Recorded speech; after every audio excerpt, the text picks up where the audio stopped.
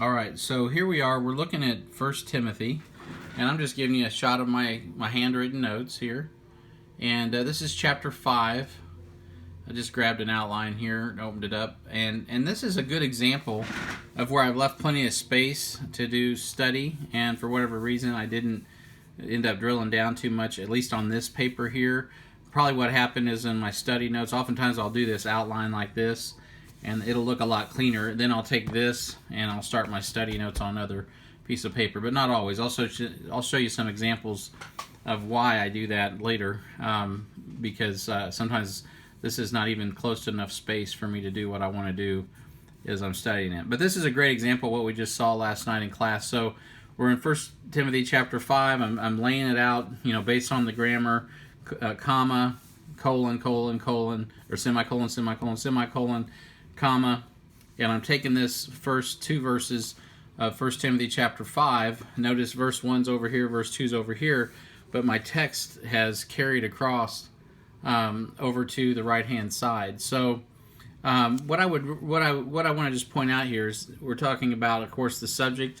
It's important when you look at a sentence, right? You want to know the subject and the object of the sentence. That's where real sentence diagramming comes in, and also keeping in mind the things that describe subjects, and so here we see that and also the verbs. So this is a text where we see that the subject is dealing with an elder, right? And so we're not to rebuke an elder. And after that comma, you have a conjunction, but what are we supposed to do? Well, we're supposed to entreat him as a father, semicolon. And then it goes on to say, and the younger men as brethren. And then it talks, and by the way, I didn't underline this in my text, but I'm just going through it right now, men, it's gender specific, right? As brethren, elder women, so women are not excluded, right? Women are included. If you were preaching, that might be a point you wanted to bring up. And then as mothers. And so you have all these adjectives. All these are adjectives.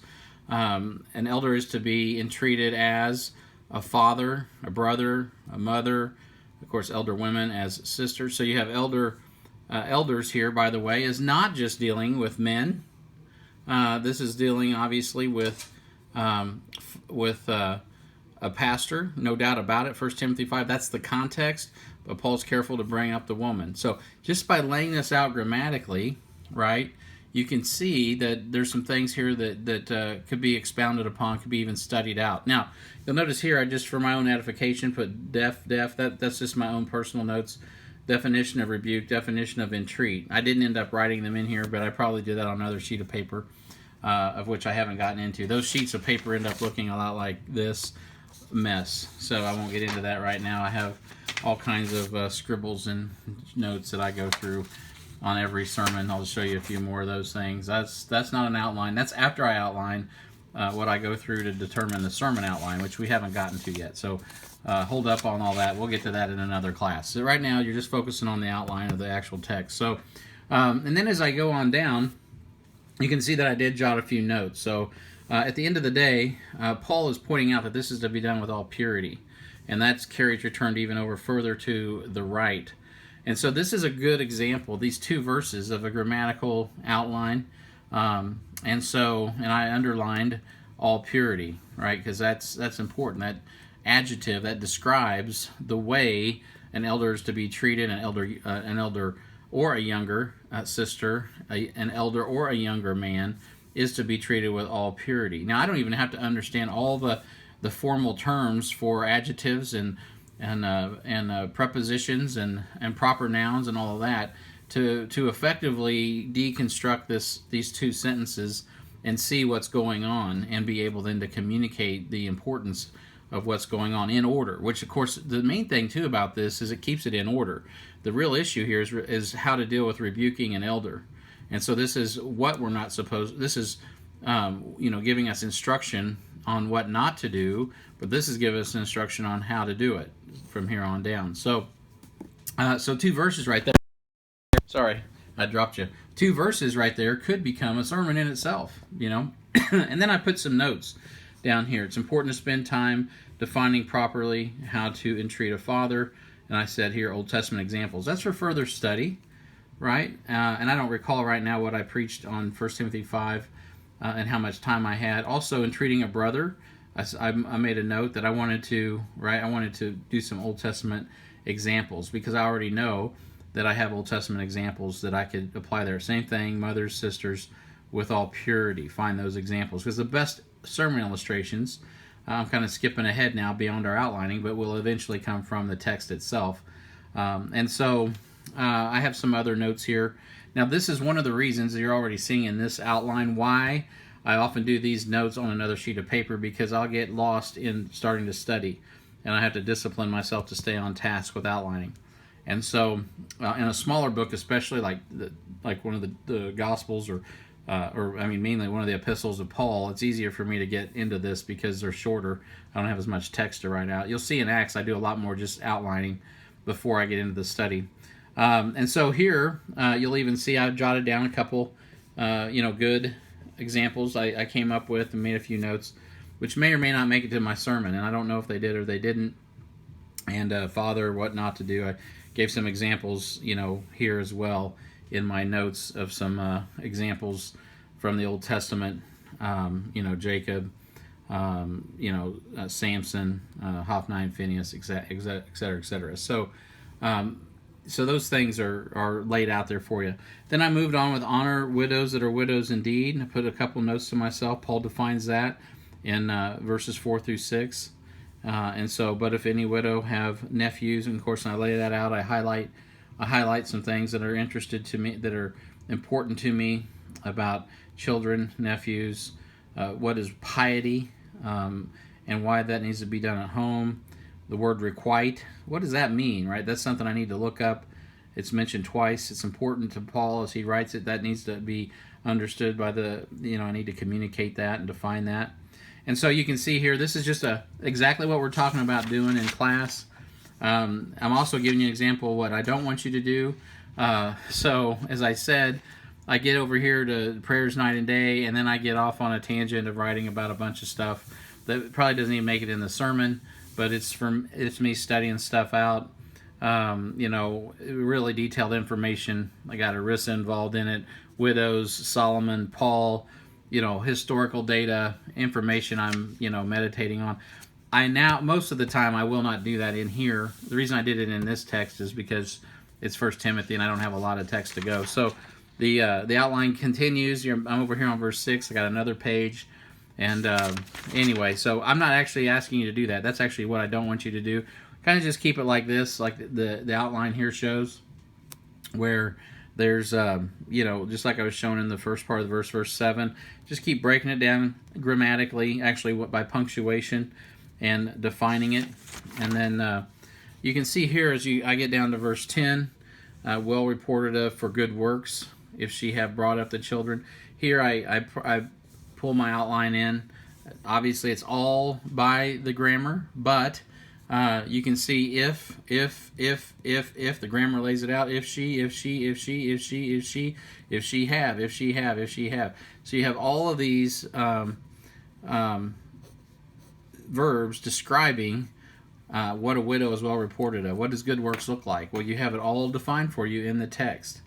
And then, of course, I have some other notes over here that I've made and jotting things around here. Again, I have define wife of one man versus multiple husbands and women. So I put some things there to help me remember some things I need to define. Here's some comments I put in here, so on and so forth. So that's a good example of really a lot like what would come out of Timothy. And I'll just flip through here and you can continue to see how I laid that out. You can see as I got tired or I was busier, I got a little sloppier. So don't get sloppy, keep it tight. And I didn't know you guys were going to be looking at all that, or I'd probably been a little bit tidier on my writing. But you can see that I do keep, even if I go cursive, I'm keeping it case significant, and I try not to deviate from the case. Okay, so as I look at that, I'm coming to the end of my rope, probably. And so at any rate, you can see that again. Here's another example in verse 11. But thou, O man of God, look up. That means I'm going to look up the phrase. You don't know that, but I do. These things. I'm thinking of Joseph. And follow after righteousness. Number 1, I've circled it. Number 2, godliness. Number 3, faith. So I'm already thinking about my message. These got to be enumerated. And I'm also counting them up. One of the things I'm asking myself, is this a perfect list? Is it going to be 7? Or is it going to have a significance of 5? Or is it going to have a significance of 3? Those sort of things as I'm going through that text. Now, this isn't a sermon outline, so remember, we're just laying it out, breaking it down. All right, so I'm going to put away 1 Timothy for just a moment. And so that's what the end product kind of looks like that when I'm done. And we'll get into that as we get into that. So let me close that up. I'm going to hide 2 Timothy from you. So I have 2 Timothy in here as well, but I want you guys to work on 2 Timothy. Put this up. And one of the points I made in our class is, keeping your work. And so I just by way of mention, I keep my work in a notebook. And so that's just how I like to do it. This is my Acts notebook, starting in Acts chapter 1. And I'm just writing out the book of Acts, and you can see my outline here. It's not as busy because I know I got voluminous amounts of data that I'm going to end up recording. And so, so I know that I can't afford to do all my study notes there. That's why they go from here to what you see over here. I do my study on a separate sheet of paper because I have voluminous notes, and unfortunately, I don't always keep all these, just because there's so many of them. I'd have boxes and boxes full of paper, and so let me jump ahead to some outlining where I did get a little bit more,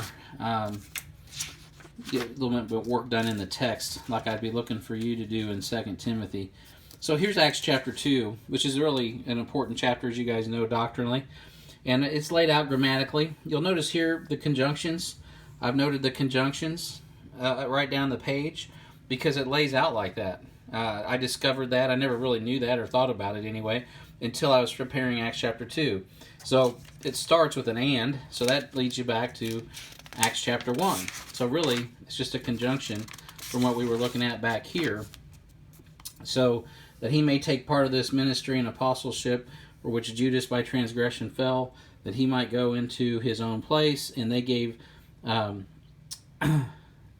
they gave, I can't even read that myself. Oh, they gave forth their lots, and the lot fell upon Matthias, and he was numbered with the 11 apostles.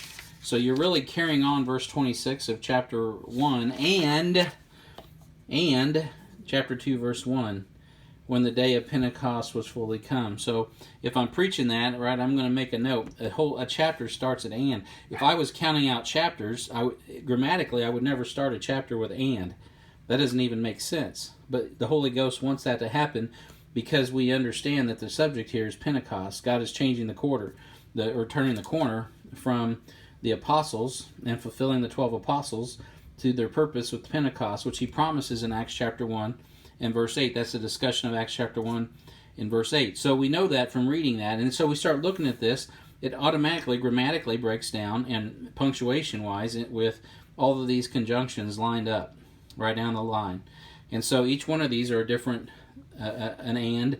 It's describing point by point what happened on the day of Pentecost, which, as you know, there's a lot of preaching there.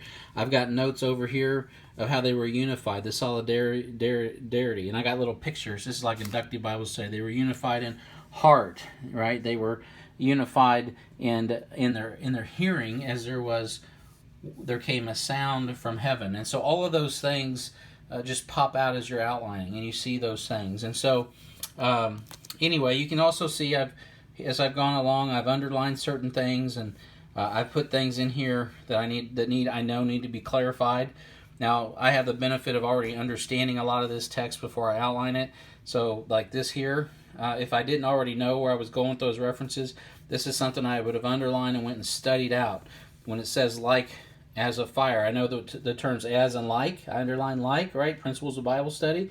So I know that isn't necessarily fire, right? It's like fire, so we're applying our hermeneutic principles. Now, I know that, so this is just my outline. I'm not doing all that work on this page. Later on, I might put my references. Maybe if I already know I'm not going to Joel chapter 2 and all that, or I'm looking all that stuff up, I might just jot those verses down here for my own recollection. And so you can get the general thrust of that, making some notes and what have you for further study. Now, that's a pretty clean grammatical outline of Acts chapter 2, and goes on down through verse 13, and then, well, actually, I'm still going. Here's the paragraph mark. I mentioned that in Acts there's paragraph marks, so I'm always careful to break it out by paragraph marks. We'll notice another conjunction, but, right, so that's contrasting what we've already saw. So Peter all of a sudden shows up. Others are mocking, but Peter, right? And so so Peter is the one that's standing up. And when I preached that, I kind of embellished. I talked, not embellished, but I really worked that point about how, but Peter, right? So now Peter's a man standing in the gap. And, I put here inspiration in the clouds, 2 Timothy 3:16, authority we preach with, some notes there and all of that. So you can see that. I could go on and on and on about all these outlines and all the details of the actual text, but I think you're getting the idea. And so I've also got a note here. Later, this obviously came later. I do this in pencil in case I make a mistake. Again, you'll note that it's all case sensitive, just like in the Bible itself. Jerusalem's capitalized. These are small case. Here I put information. Here I put application as I'm thinking about how this is going to go down. And again, I have the benefit of probably knowing, especially in Acts, I already know the text pretty good. So, which comes, by the way, you read it 50 times, you're also going to be that way. And so you start jotting other things down that cross-reference with it. I did this at a later date. Peter was under the inspiration and addresses the house those who accuse disciples of being intoxicated. And I've got I got some notes there to look up later, I'm sure. Here you can see over here, I point scripture fulfilled. I note some really key doctrinal information. Joel chapter 2 is what I'm thinking. Last days, right? That's a key phrase if you've been in D2, which I know you all have. I notice this prophecy, so this is something that's been spoken before. It's now revealed. The visions, the dreams are now being fulfilled. The scriptures being fulfilled. These are Old Testament verses, and when I, on another sheet of paper, I chased down all those references. And I did that also in the text. I remember in the sermon, I gave the references for all of this, and it became a big, important part of the sermon. Because this is that. And I even used that in my message, I recall. This is that. This is that. This is a nice little phrase, actually, I'd never seen before. And it was kind of neat. Kind of reminded me of a rap song. This is that. And boom, it just drops it down on you. So I enjoyed that. I remember this, actually, Acts chapter 2, and finding this little nugget in here and how it's just laid out so succinctly is really sweet. Again, you'll notice here, and then this is where I got into the discussion of what the text actually says, and so and straightened out the doctrinal error that's taught along those lines in Joel chapter 2 all the time among even Baptists. So anyway, and then here you can see some more notes. Here's a good example, and as I'm in verse 19, and I'm laying it out again with the punctuation. Here I look at the signs, and I take the blood, the fire, the vapor, which is just laid right out in the text. And now here, these are things I'm studying out. So I put some references down here. Moses, Elijah, the different miracles. Moses was dealing with the blood. Elijah was dealing with the fire in the Old Testament. Here's the references, or some references, not all of them. The vapor and smoke, I jot down a bunch of references regarding how Babylon's going to be destroyed. Sodom was destroyed with vapor and smoke. Ai was destroyed with vapor and smoke.